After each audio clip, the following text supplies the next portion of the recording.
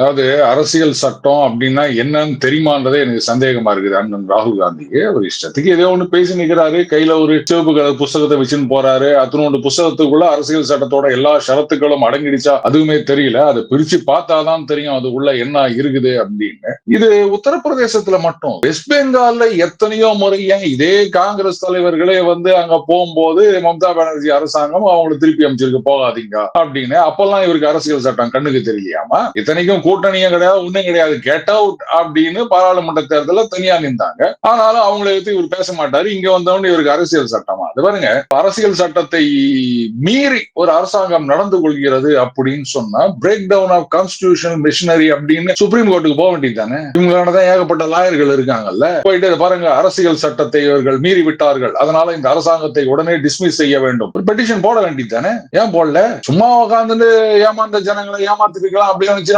அரசியல் சட்டத்தை மீறி விட்டார்கள், அண்ணல் அம்பேத்கர் எழுதிய அரசியல் சட்டத்தை ஃபாலோ பண்ணவில்லை அப்படின்னு அதே அரசியல் சட்டத்துல இருக்க ப்ரொவிஷனை வச்சு கோர்ட்டுக்கு போங்க. சொல்ல போனா இன்றைக்கு ராகுல் காந்தி அவர்களை அங்க போக விடாமல் தடுத்து இருக்கிறார்கள் சொன்னா அதுவும் அந்த அரசியல் சட்டத்திலிருந்து வந்த இப்ப இந்த புதுசா பிஎன் அப்படின்னு சொல்றாங்களா, இந்த சட்டங்களின் அடிப்படையில் தான் அவரை வேணாம் தடுத்திருக்காங்களே தவிர சும்மா ஏதோ அவங்களா நினைச்சீங்களா? இல்ல, அரசியல் சட்டத்தை மீறிட்டாங்க. எந்த சட்டம்? அதை மட்டும் எனக்கு சொல்லுங்க சார் அப்படின்னு ஒரு கேள்வி கேளுங்க. அத்தோட அந்த பத்திரிகையாளர் சந்திப்பே முடிஞ்சிடும் நினைக்கிறேன்.